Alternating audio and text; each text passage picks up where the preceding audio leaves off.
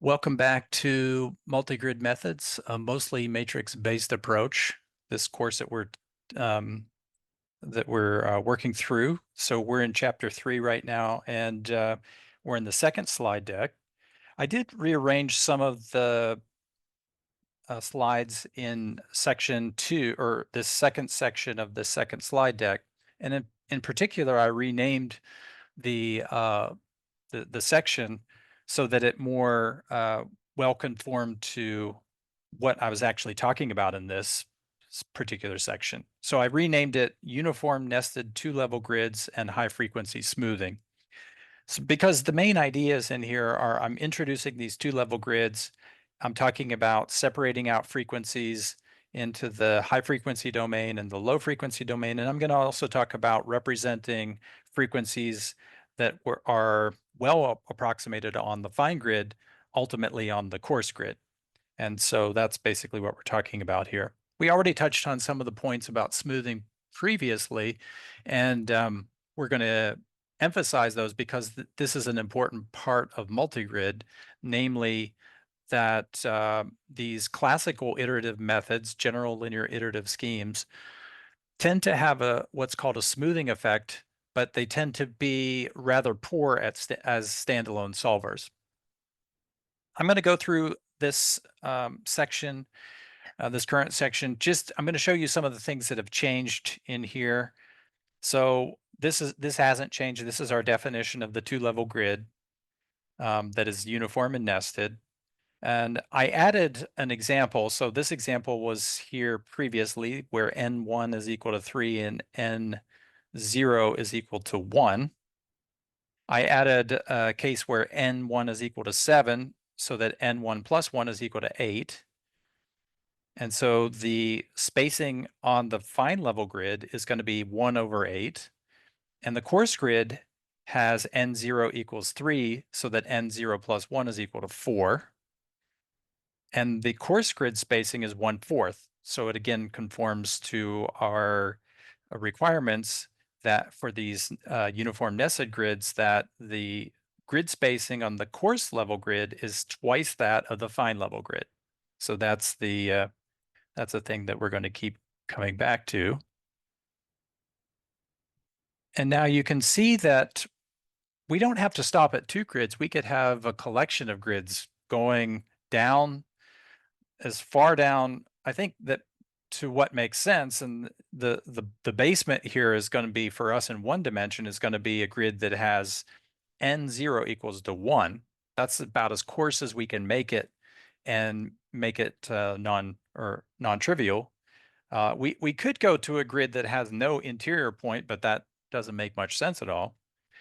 But we could have a hierarchy of grids. We could keep going up and up, right? So we have a grid that has 4 grid points here, essentially. Then we can double that and go to 8, then 16, 32. And so we could create a whole hierarchy of grids. We don't have to stop. The sky is not really the limit in this case. The basement is the limit, but the sky certainly isn't the limit. So we can keep on in this manner. Just to something that we touched on last time, or recall for you, these are remember that the fine level stiffness matrix is defined according to the finite element prescription. And we found its eigenvalues, those are cosine functions, and we found that the eigenvectors are essentially these sign modes. So I keep referring to these sign modes, and I keep referring to the frequency. So the frequency that I'm referring to here is the wave number k. So high frequency k is larger, low frequency k is smaller. And so we'll talk more about that momentarily. We reviewed this definition last time, and everything is pretty much the same. We can think about an arbitrary vector being expressed as an eigen, or in the eigen vector basis for that stiffness matrix. So remember, we called that basis B1. B1 was the collection of vectors V1K. So this superscript K, that means the mode number or the frequency. The subscript 1, that's the level number. So this means fine level grid. And so this, we argued, was a basis for our space Rn1. And we also introduced something else which is kind of related. So this is a basis for this space, and we had this hat function basis. I guess we used the same name, so maybe I want to call this something different. Well, I'll keep it the same, but remember we had this thing called the hat function basis.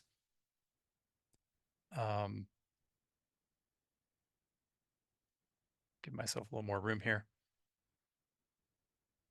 K equals 1 to N1. Actually, I think, did I put maybe for this basis, I doubled up on my subscripts. I can't really remember now. I think I did it that way. So this is a basis for V1, my finite element space. And the fact that this is a basis for Rn1 is kind of a related idea, related concept. But in any case, what I'm talking about with this definition is I'm thinking about a vector from Rn1 expanded in a basis of these sine modes, okay, these sine waves, V1k. And of course, any vector has this unique set of elements, ck, and these are the coordinates in that basis. So if I represent it in this basis of eigenvectors, then we say the kth mode, ck v1k, is of high frequency, and this is the same definition that we gave last time, if k is in the high frequency range, and the high frequency range for us is going to be n1 down to n1 plus 1 over 2, which is the same as n0 plus 1. So that's the high frequency range. So if we draw a spectrum like this, where our wave number k is separated like this. So this is going to be n1 plus 1, and this will be n1 plus 1 over 2, which is the same as n0 plus 1. Then the high frequency range is this part, and the low frequency range is this part here. That's basically the only distinction. And the thing about this whole business of defining a coarse grid versus a fine grid is this idea of having a uniform nested space is basically so far for us that we know that this number here is actually an integer. Okay, if we didn't demand, so if this guy could be an odd number, then of course, if we divide by 2, we don't get an integer anymore. And so the whole making this thing fit together in a uniform nested way is basically so that this guy comes out to be even, so that when we divide by 2, its value, which we call n0 plus 1, is actually an integer. In any case, this is the low frequency range, and this is the high frequency range. Same as before. So another quick recall, this is what we established last time. We found the eigenpairs for the damped Jacobi method. And so this is what we're going to focus on in this section and in following sections, this damped Jacobi, quote unquote, smoother. And remember, the damped Jacobi method was a method that has the iterator matrix omega d inverse. This d inverse for us, because this is the stiffness matrix, and it's a very simple tridiagonal matrix. This D matrix here is actually can just be thought of as a simple constant, let's see, D inverse. So it's H1 over 2, in fact. So it's just the reciprocals of the entries of the diagonal of A. The entries of the diagonal of A are 2 over H1. So this is just a very simple object. This is the error transfer matrix for the damped Jacobi method. And it's just the identity minus, this just becomes a constant, omega times H1 over 2 times the stiffness matrix. And so we use that fact that it's a very simple transformation of the stiffness matrix to show that the eigenvectors of the error transfer matrix were exactly the same as those for the stiffness matrix, and the eigenvalues could be computed in a very simple way as well. Okay, so that's just in way of recall, something that we did last time. So now we want to quantify our smoothing, and in fact, we want to come up with a way of ensuring that our smoothing is kind of as uniform as it possibly could be across all of the high frequency range. And at the same time, we're going to kind of neglect what happens in the low frequency range. And so this theorem is a kind of a key, but it's actually more complicated when I write it out than it is by just showing a picture. So let me address some of the things in the chat. Okay.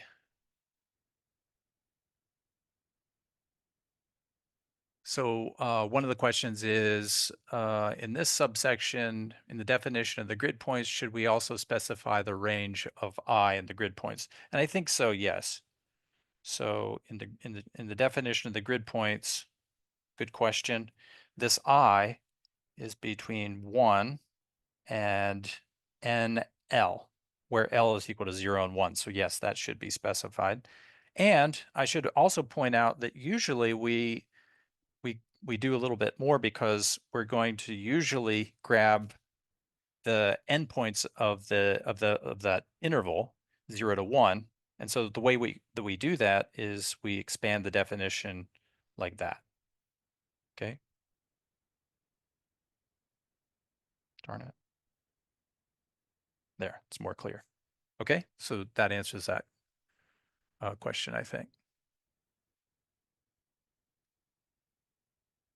Okay, give me a thumbs up if that answers your question. A big thumbs up here. Okay, big thumbs up. Great, thank you.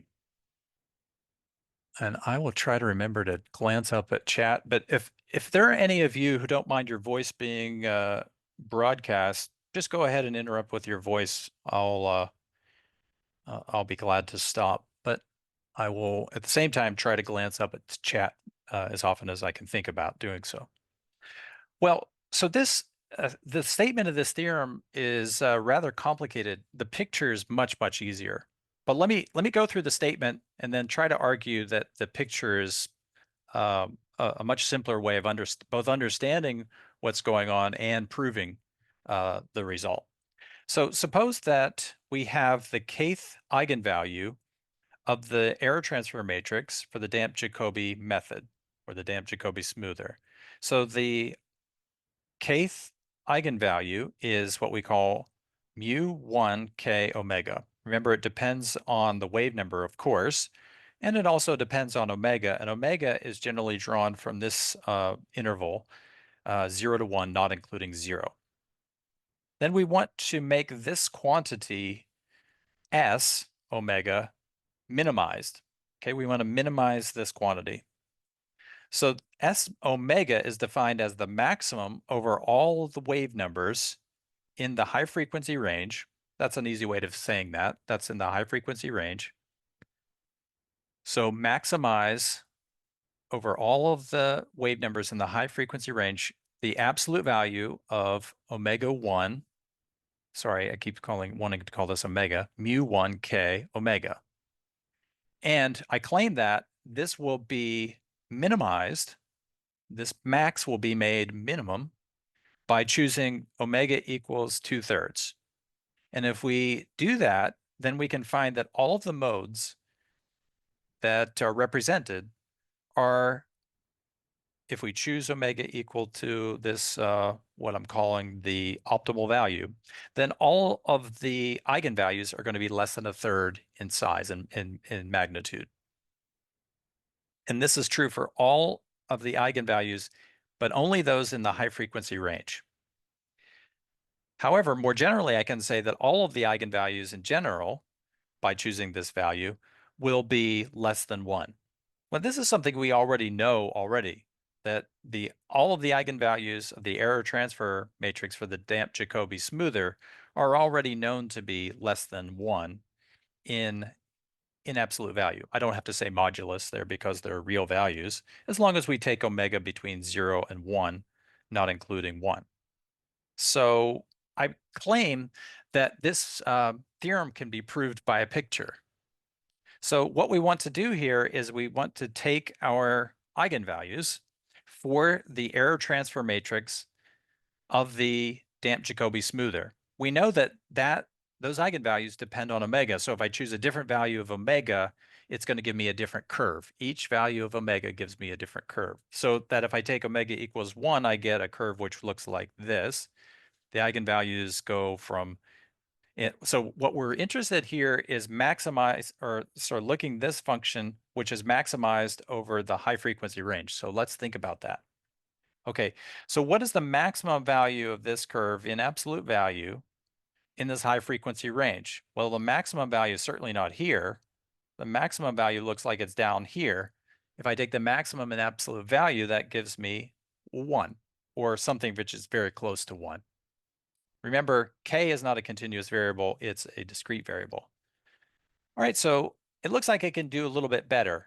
So let's take omega equals to a half. Let's try that one. Well, if I take omega equals to a half and I look at this function, in particular, I look at its values, its absolute value, or absolute values of this function, but only in the high frequency range, then it looks like I'm going from something which has a height of a half down to 0.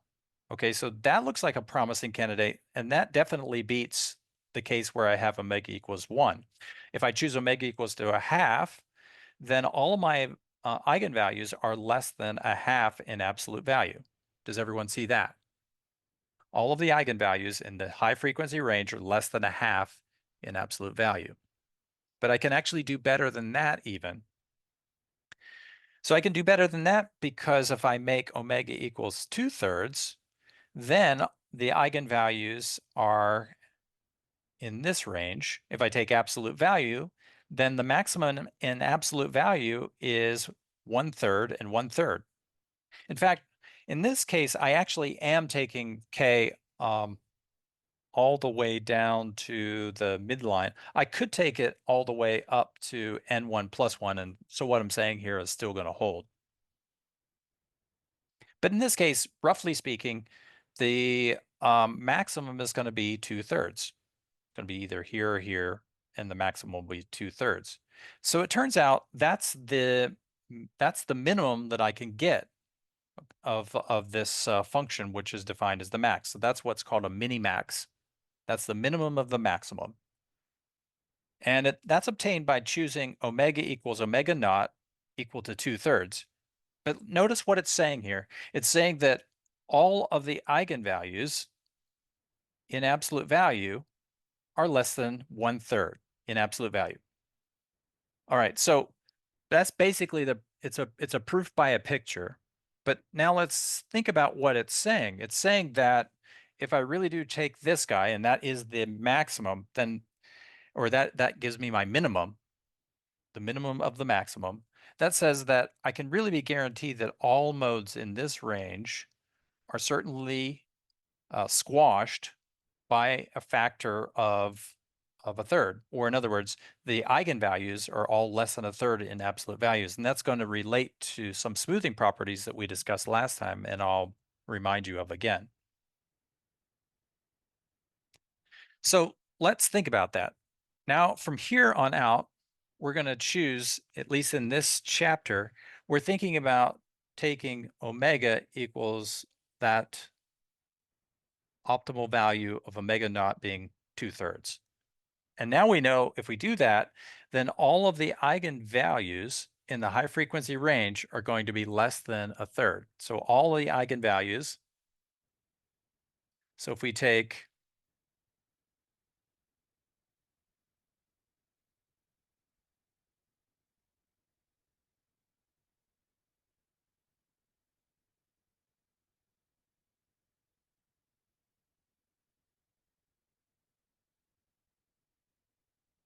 this will be shorter if I just say it like this, all of the eigenvalues.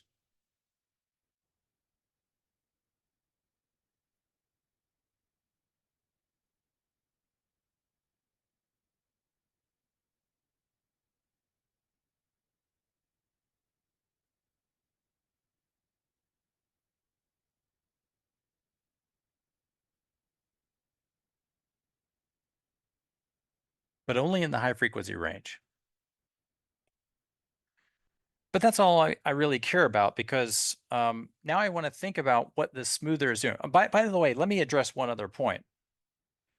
no matter what choice I make for omega, this lowest or smallest eigenvalue here, or the eigenvalue associated with the smallest value of the wave number, k equals 1, is always going to be stuck near 1. There's absolutely nothing I can do about that. So it's the low frequency, the lowest of the low frequency, in other words, which I can't do anything about.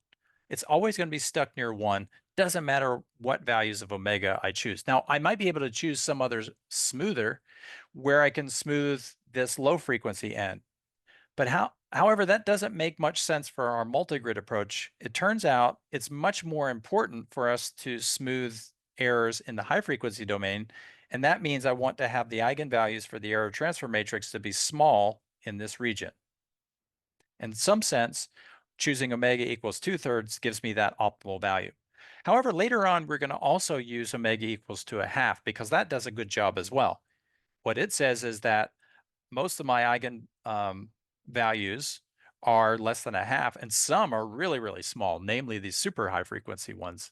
I get eigenvalues which are very close to 0, and that's going to prove to be useful in other ways. All right, so this is the statement basically in words that I have. So let's think about what the error transfer matrix does. So it transfers the error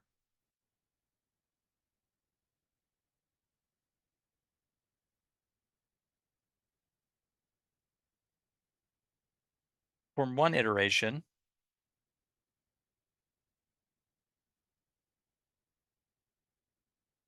to the next. And if we run this all the way back to 0, what do we get? I guess it's easier if we say it like this. Why do I keep wanting to do that?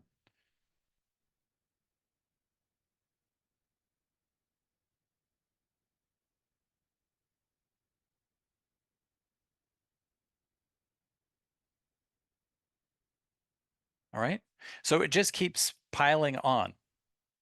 So every time I apply this error transfer matrix, and if I think about expanding so we did this previously, so it's just a continuation of a thought we had previously. If I expand this vector in a basis of eigenvectors from the stiffness matrix, V1K, then every time I hit with this error transfer matrix K1, it's going to liberate another eigenvalue, okay, mu1K, and in this case, it's going to be with omega equals omega naught, so our optimal value now.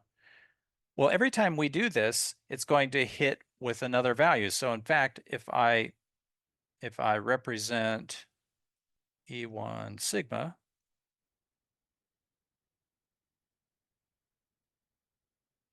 then I'm going to get mu1K omega naught to the sigma power, right?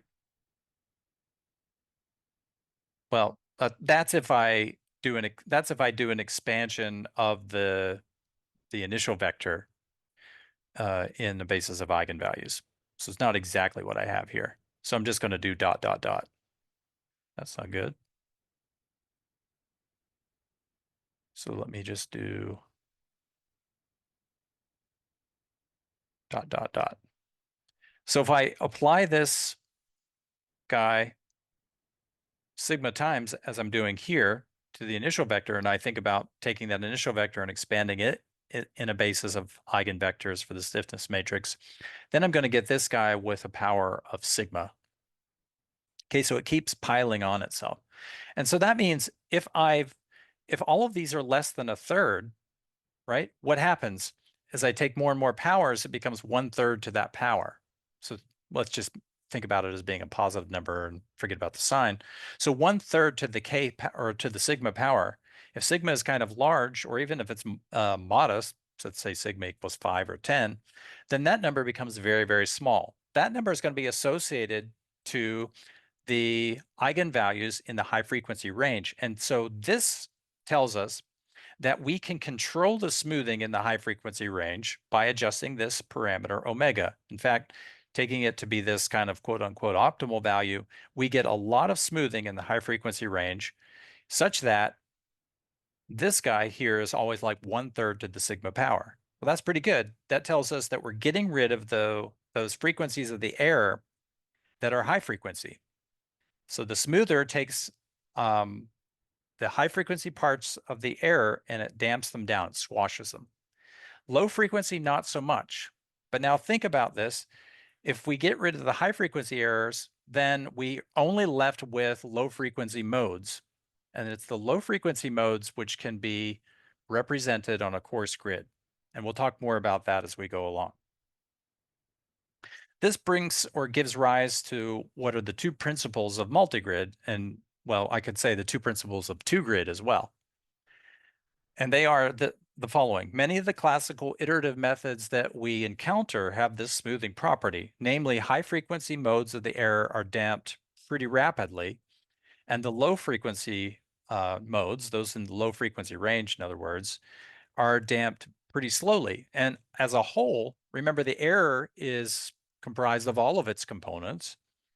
If I'm not taking care of the low frequency modes of the error very quickly, then my method overall might converge very slowly. So that's what happens with these classical iterative methods. You damp out the high frequency stuff pretty rapidly, but you can't really do much with the low frequency stuff. And that's where the second multigrid principle kicks in. And it says, well, okay, if I have an error which doesn't have much of its high frequency components left, in other words, it's what we call smoothed, then we could take that error and we could create a coarse grid representation of the error problem. And everything that should be involved with that should be well approximated on the coarse grid because it only is involving the sign modes for k less than n0, so the low frequency range. So in other words, the low frequency modes, which are all that should be left after doing my smoothing, even from the fine grid, so this is the low frequency range, k up to n0, those should be able to be somehow represented on the coarse grid. And so that's what's called the second multigrid principle or the second two-grid principle. So these are the two things that we're going to try to leverage as we develop our methodologies. Now, one word of warning. So remember, whenever we were doing two-grid, it was the restriction vector that we were pushing down to the coarse grid. Or sorry, not the restriction vector, the residual vector that we were pushing down to the coarse grid. So we used the restriction matrix to push the residual vector down to the coarse grid. And from there, we created what was called the coarse grid problem.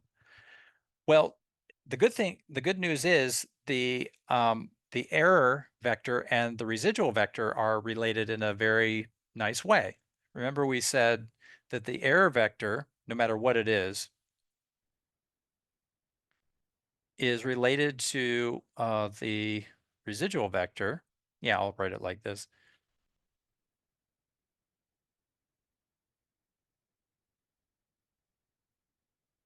By an equation that looks like this. We call this the error residual equation. So if I start out with the error, then to get the residual, all I need to do is multiply the error times the stiffness matrix. Now, this isn't practical in a certain way because remember, we never have at our disposal the error. We don't know what the error is because if we knew what if we had our guess and we knew what the error was, we could add them together and get the exact solution. So the error for us is kind of elusive. But as a theoretical tool, we're going to need to keep in mind what the error is doing. So as before, we can think about having an expansion of the error in a basis of eigenvectors of the stiffness matrix. And then we're going to multiply the stiffness matrix times that, and we get the residual vector. Okay, so there we go. But what happens every time we multiply an eigen or a stiffness matrix times one of its eigenvalues? We liberate an eigenvalue. Okay, what do we also know about these eigenvalues? Well, these eigenvalues actually don't kind of play nice because they do tend to want to blow up as n1 is getting larger or as h1 is getting smaller. Here's the picture. The picture of our eigenvalues goes like this. So as we're in the high frequency range, some of our eigenvalues can be quite large, right? Because the largest one is close to 4 over h1. What is h1? H1 is a number which is getting smaller, so this guy could blow up. So what I'm saying here is that even though I could say something maybe about the residual not having, having its high frequency modes wiped out, does that also mean that the residual has its high frequency modes wiped out? Well, in a way, yes, because suppose that I don't have any high frequency information here at all. In fact, these guys would be, if that was the case, these guys would be, the coefficients would be all zeros in the high frequency range. What I mean by that is, what does it mean to say all zeros? So it would be epsilon k sigma would be equal to 0 for k between n0 up to n1. Okay, so roughly speaking, that is. Well, if that's the case, then the residual is also going to have those same things being equal to 0, so they won't even show up. Our big question for us is if we can make these guys small, which we see that we can with smoothers, will these guys also be small? Well, maybe yes and maybe no, because you're multiplying a very small number times a very potentially very big number. So we've got to keep track of the size of this. And this is something that we have to be pretty careful of as we're doing the analysis. So this is where the analysis kicks in. So it's not necessarily true that if the error is smooth, meaning it has its high frequency modes uh, not not completely removed, but really diminished, then we could have high frequency stuff cropping back up in the residual because those can get amplified by this eigenvector, or sorry, the eigenvalue lambda 1k, because lambda 1k in the high frequency range can go and become large. So it's just something that we need to keep in mind. And well, that's why we have to go through the analysis in a very careful way. But let's put that question aside for now. So that explains what we mean by a uniform nested two-level grid. And we talked a little bit more about what we mean by high frequency versus low frequency stuff. So now let's move on to talk about what we mean by the prolongation and restriction operators. So abstractly, we kind of already know what prolongation and restriction operators should do, but now we're going to go into a sort of full-blown construction of them. And the methodology we're going to use here to construct the prolongation and the restriction is the methodology that is found based on the finite element method. So that's the point of view that we're going to start with. And here's our plan. So the plan is we want to come up with some way of defining a prolongation matrix. And from that, we're going to define the restriction matrix just by taking transposition. And so whatever we get for this guy, we're just going to accept that the restriction matrix should be its transposition. And that asks us to kind of put our faith in something that might seem a little bit unwarranted, okay? And I'll show you what I mean by that momentarily. So the idea is construct the prolongation matrix first, and then from that, construct the restriction matrix. Now, throughout this section, we're going to assume that we have a uniform nested two-level grid, and that simply means that our fine level grid is in place. It has uniform spacing, and the value of n1, or well, I should say the integer n1 is such that n1 plus 1 is of course, it has to be an integer, but it's an integer that's greater than or equal to 4, and it's even. And so that we can take the average or divide n1 plus 1 by 2 and still get an integer out.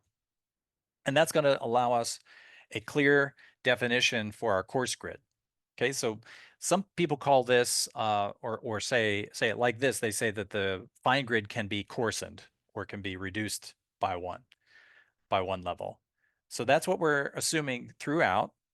The nodal values are given by the usual prescription, etc. So we're going to define some objects associated to the course grid, which are in some ways should make sense to us because we have the same or similar objects on the fine grid. So we're going to define this space V0. This is going to be our finite element space on the course grid. So V0 is our finite element space, also called our piecewise linear finite element space. That's going to be or consist of continuous functions that are 0 at the two boundaries. So in one dimensions here, our boundaries are x equals 0, x equals 1. And on every k triangle or interval, by the way, I did change this notation. Previously, I'd been using t, and I decided I better stick with what's more or less universal in the multigrid literature, and that is a k. So don't ask me why triangles are referred to by the by capital K, but in the finite element literature, that is the case. So on each triangle or each interval of our mesh, our function v is going to be linear. So this is why we call it piecewise linear. Now it has to be globally continuous, piecewise linear. So these k's, these triangles, these intervals are just going to be defined in the same way that they were defined for the fine level grid. x0 I minus 1 up to x0 I for I equals 1 up to n0. So what these guys are is in our fine level grid. So we have 0 up to 1. Then that's just these mesh, well, these intervals of our mesh. I guess this is 0 I minus 1, x0 I. And of course, the spacing here is just going to be h0. So it's this guy here, which is our k, k0I in particular. And of course, the course grid points are defined as before, although I did also forget to say here, I should be between 0 and n0 plus 1.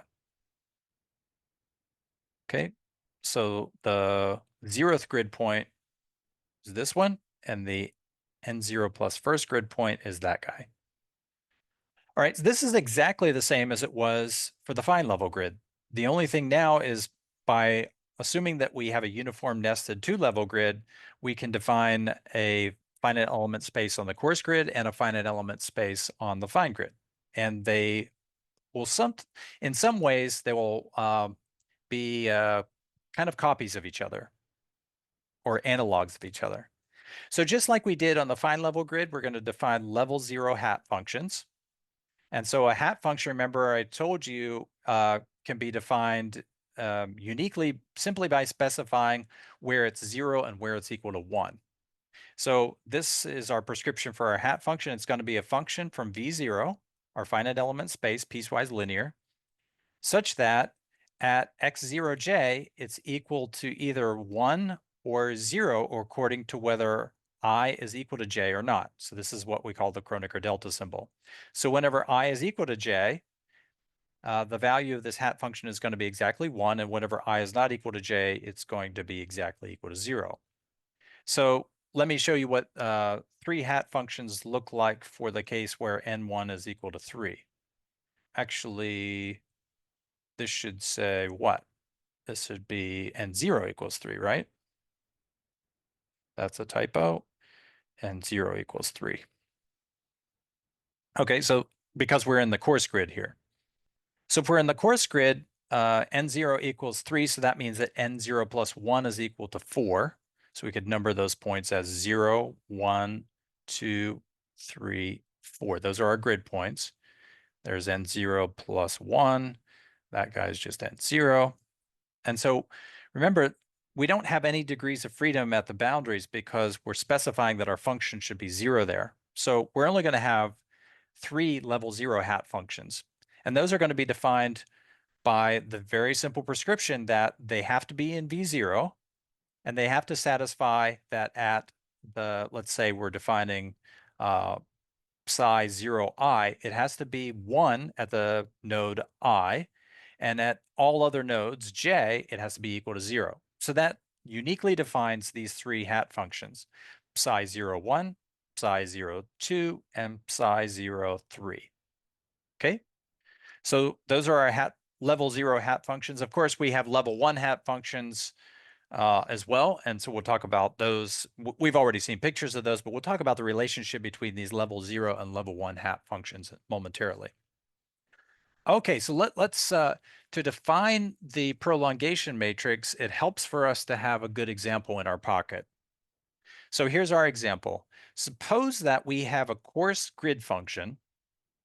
And so what do we mean by a coarse grid function? It's a function that that lives on the coarse level grid, and it's a function that's piecewise linear. So coarse level grid function, that's just a function that lives in this space V0. So what would such a function look like? Well, for example, suppose that we have n0 equals to 3. If n0 is equal to 3, then n0 plus 1 is equal to 4, right? Suppose we have a function which looks like this. Is this a piecewise linear, globally continuous function that has its boundary points being 0? The answer is yes, clearly.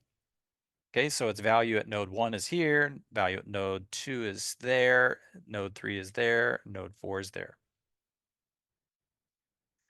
Okay, so this is our function. Now notice that let's ask ourselves a question. Will this function also live in the fine grid space V1? So give me a thumbs up if you think that it lives also in V1. Or shout it out.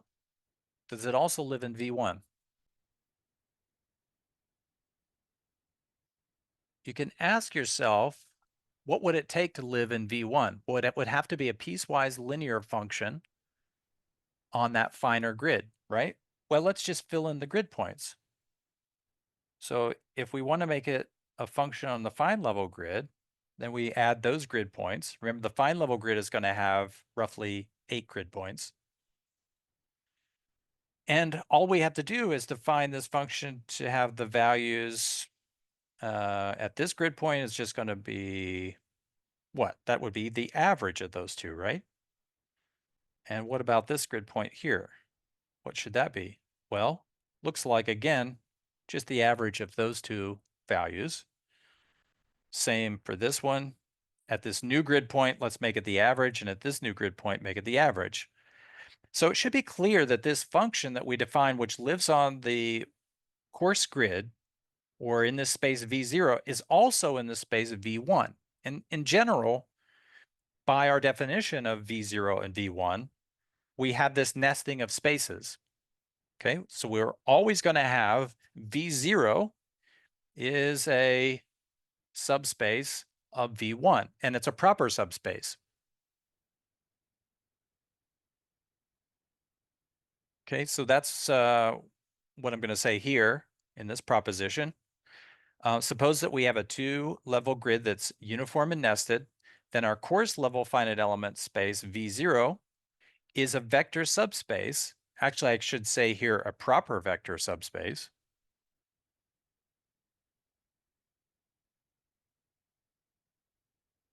A proper vector subspace of our fine level finite element space, which we called V1, and the dimensions of the two spaces are n0 and n1 respectively. Okay, I think that's clear. And the way you would prove it is you would say, okay, so suppose I have an arbitrary member of V0. How do I show that that's a member of V1?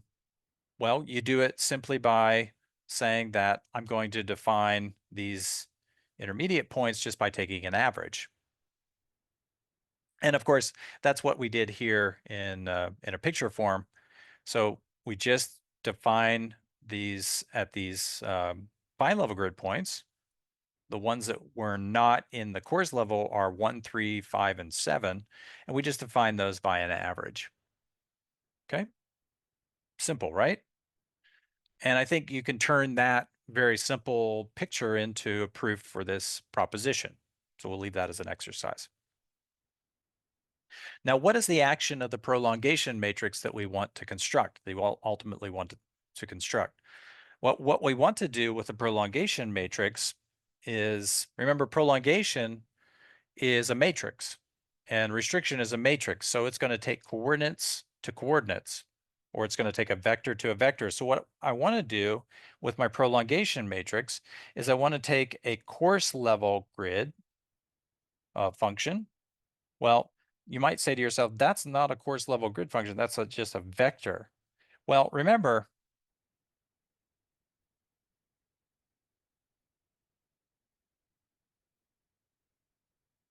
what do we know about basis representations? If I have a vector in this space, R and 0, well, what does that look like? That's just going to be a vector R0, 1 up to R0 and 1, or sorry, R0 and 0. And what I can do is I can use these as the coordinates to build a function, right? Which we're going to call U0. And we can do it like this. We can say I equals 1 up to N0. And we're going to do U0 I psi 0 I. So what we're going to do is, it's pretty easy to see that we can turn any function or any vector into a function in V0 through the hat function basis. Okay, so these hat functions form a basis for the space V0. And that's actually how you prove this guy. And from that, we can construct a function in V0. So really, these objects and these objects are kind of the same. So whatever the action is of this matrix on this vector is going to be somehow an action on a finite element, a member of a finite element space. But in any case, remember that these projection matrices, or sorry, prolongation matrices, they were tall and skinny. So they have n1 rows and n0 columns. And now we know that there's a relationship between n1 and n0 because we have this two-level grid. We know what the relationship should be. So this guy takes vectors that are short, so u0 vector, and it stretches them out and makes them long and tall, right?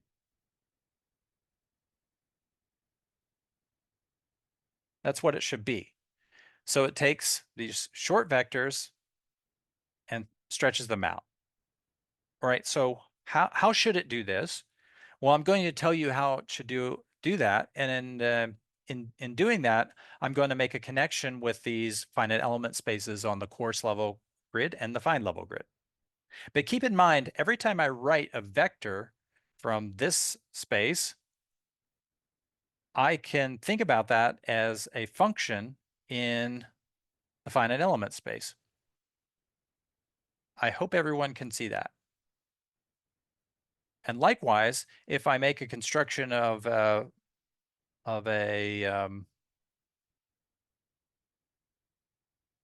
or if I have a finite element function in this finite element space V1, then I can connect that to a vector through its basis, right? The hat function basis on the fine level. So these guys are connected somehow, right? In a more or less straightforward way. All right, so this is the action of the prolongation matrix. What should it be? Well, I'm going to define it. I'm just going to define it, and then we're going to see if it makes sense and it's useful in any way, shape, or form.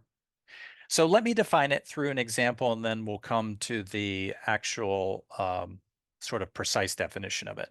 So let's think about that example that we had from a few pages ago. How can I take a function that lives on a coarse grid and turn it into a function that lives also on a fine grid?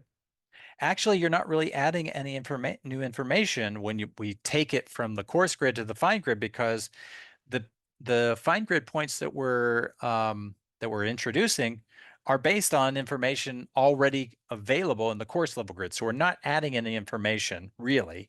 But we kind of are adding information. We're saying where this guy's coming from. So the idea is I want to think about this guy here as a vector of values, right? And I want to think about taking those three values and mapping them into 1, 2, 3, 4, 5, 6, 7 values. So I want to define a matrix that takes three values and pushes them into a vector that has 7 values. Okay, so that's exactly what I'm going to do with my definition here. So the way I want to do this is I'm going to take a function which lives on my coarse grid, and I want to make it into a piecewise linear function that lives on the fine grid. So remember, a coarse level grid, whenever n1 or n0 is equal to 3, has 3 degrees of freedom. A fine level grid function has 7 degrees of freedom. So what I need is a matrix that has 7 rows and 3 columns. Okay, so 7 rows, 3 columns. Okay, so that is precisely a matrix in R7 by 3. And I'm going to define it to have exactly these numbers in it. In the first column, let's think about it in terms of its 3 columns.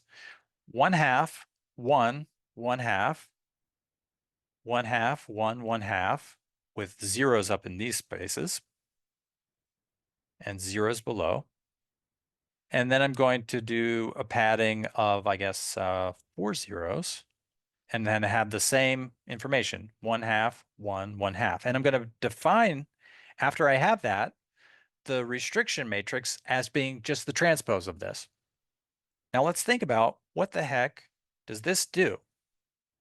What does this do? Well, if I take the 3 degrees of freedom that I had in this definition, 3 degrees of freedom are these values here, and I multiply that by that matrix that I just introduced, that gives me these 7 degrees of freedom.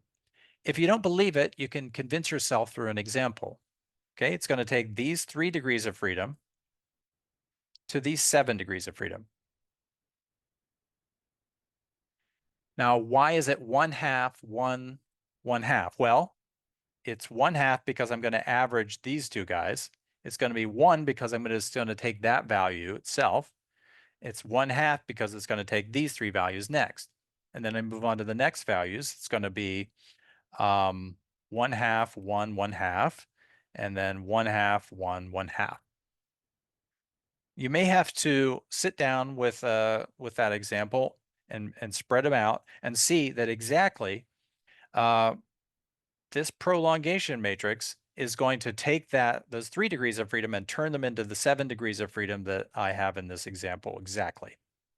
Okay, so it's this matrix exactly that I need. So I'm going to come up with then a complicated definition for a prolongation matrix, and in that way, a restriction matrix, which is going to do the same thing, but it's going to do it in a very generic sense. Okay, but before I do that, I'm going to take a break and take any questions that you guys have. So we'll take a break here. All right, so we want to define the prolongation and the restriction matrix in a completely generic way. And that essentially means we want to abstract the definition that you see here. And basically, what I want to do is I want to have this 1/2, 1, 1/2 structure appearing in these columns, going down, down, down, basically down until we stop with exactly n0 columns and n1 rows. And so because of the relationship between the coarse grid and the fine grid, that's always easy or straightforward to do. It's just that it has a very kind of abstract way of writing. But that's essentially really all that we're doing. So we're taking advantage of the fact that we have this nice coordination between the coarse grid and the fine grid. And we're doing 1/2, 1, 1/2. And then I guess this is, let me move this out a little bit. Then let's see, we overlap here, 1/2, 1, 1/2. And then we just continue that pattern until we get to the bottom, as far down as we can go, until we have n1 rows and 0 columns. So that's exactly what I'm defining here. Okay, might not look like it, but that's what it is. And then I define the restriction as just being the transpose of that so that we can ensure that the Galerkin property holds for us. Now, I'm going to show you that magically this makes nice things happen.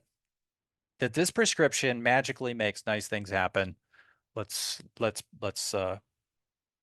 let's guarantee that for ourselves. Now, I need to show that this prolongation matrix actually can be defined in a alternate way, which is completely analogous and completely equivalent.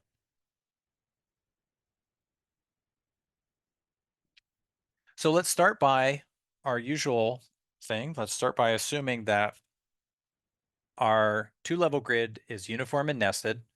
We know now that that means something about the relationship between n1 and n0. Suppose that our prolongation matrix is defined as in the previous definition, so that has one, what was it? 1/2, 1, 1/2 in that alternating fashion, etc. Now suppose that BL is the set of basis vectors on level L for the finite element spaces respectively. L equals 0, L equals 1. L equals 0 is our coarse level grid. L equals 1 is our fine level grid. Then, well, what do these numbers turn out to be? They're actually they're magical numbers. They're magical numbers because these numbers in the definition of this matrix. So what are these numbers, by the way? So this number here is just the same, okay? Prolongation matrix always has a 0 associated to it for historical reasons. And that just means we're going from the coarse level grid up to the fine level grid. Okay, let me see here. Got a chat question. Maybe from a while ago.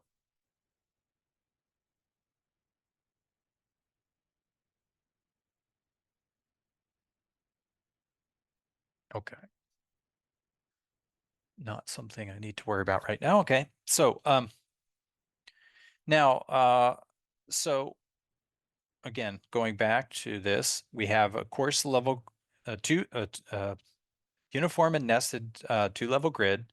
Our prolongation takes grid functions that are on the coarse grid and maps them to the fine grid. In other words, it alternatively sends coarse level finite element functions to fine level finite element functions by mapping its coordinates.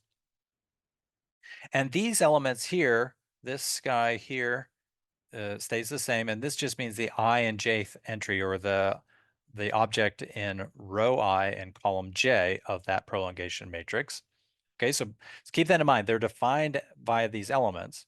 Now, let's introduce our notation that we've already used, but we'll use again and again. BL is the hat function basis for level L, where L can be equal to 0 or 1. Remember, there are n0 hat functions on the coarse grid and n1 hat functions in this basis for the fine level grid. Then the numbers that come out of this definition here, these are just going to be zeros, ones, and 1/2 in the appropriate order, are the unique numbers satisfying the following magical property that psi 0j, what is psi 0j? That's the jth basis element on the coarse grid, is equal to, okay, some linear combination of fine level grid basis functions. So psi 1i. And the numbers in that basis expansion are precisely the numbers that appear in the prolongation matrix. Okay, so let me convince you of this through a picture. Let me convince you of this through a picture. So what does a fine level basis function, or sorry, coarse level basis function look like? So there's our coarse level basis function. And of course, it is going to be 1 at this point, x0j, and zeros everywhere else, zeros at every other grid point. I can take 3 fine level basis functions, and I can use those 3 fine level basis functions to construct this coarse level basis function. So what should they be? Well, I'm going to do that. You guys can probably already see how it's done. But I'm going to have my find grid. It's going to be nested inside of this course grid. And I'm going to have basis functions associated to that guy.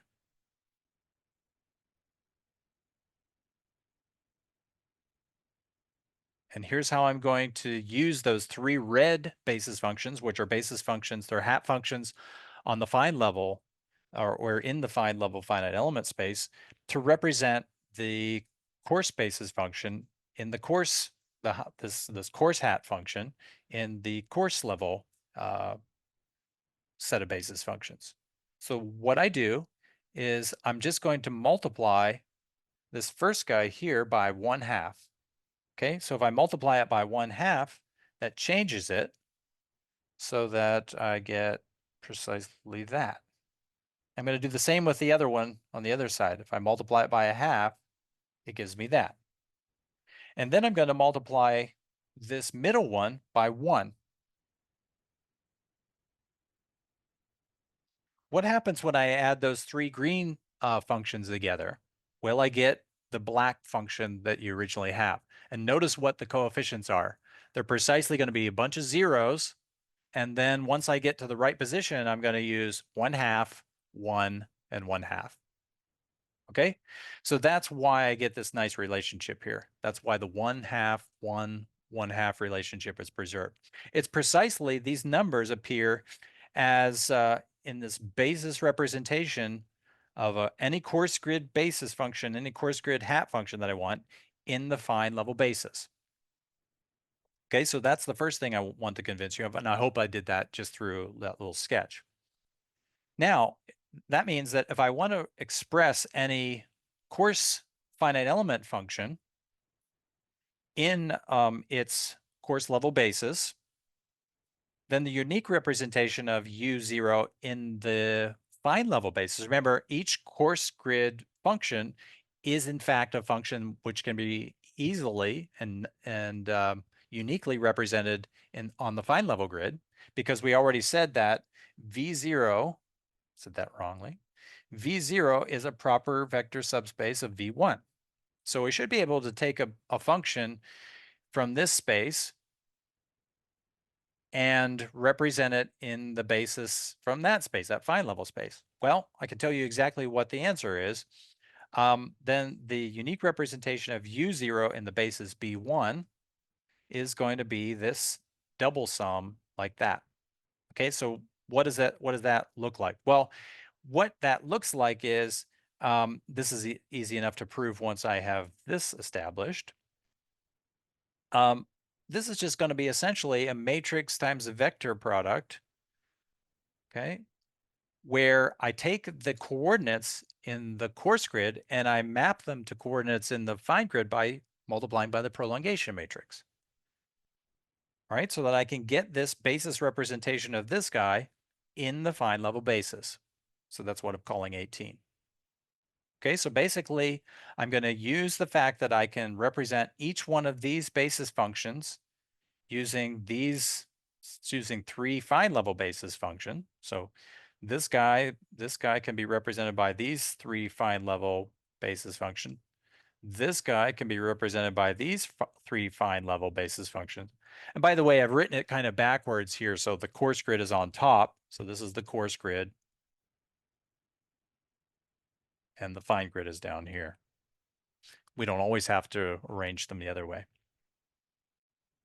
All right, so the proof is, I hope I convinced you of the first part, that I can represent any one of these course level basis functions as a linear combination of three find level basis functions. Okay, so I hope I convinced you that. If that's true, then the proof is very easy. So once you get past that point, the proof is very easy, because if I have this representation of each one of the course level basis functions, now think about it. If I have a function on the course grid, I can expand it in a basis of those course grid hat functions. But now each one of these guys I can take and represent it or replace it with that sum that I just got. So I'm going to stick that sum in right here. And now I've converted, let's see, yeah. So this guy is, let me see here. I think I might have a typo here. Are you a typo? Yes, this is a typo here because this guy should be the representation of this guy, and it should just be from this. So this one, so this is a big typo on my part, should be that information there. And then after that stage, then I do a little rearrangement to get this. So this part is wrong. Okay. So I basically take this basis expansion that I just got from here, and I'm going to shove it into there. Okay. So it's just a very simple, straightforward replacement. And then I'm going to recognize that this part here is just a matrix vector product. So it just gives me the components of this new vector in that matrix vector product. And so that guy is just going to be the new representation in the new basis. So remember, that should make sense, and that should work out perfectly because that's how I constructed this prolongation matrix in the beginning. And so this is just confirmation that that construction was correct, apart from this this typo. All right, so we've just proven where this prolongation matrix comes from and what it means and what it does for us. And so I'm going to pick up next time with this corollary because I've run out of time. And I'll take any questions that you guys have.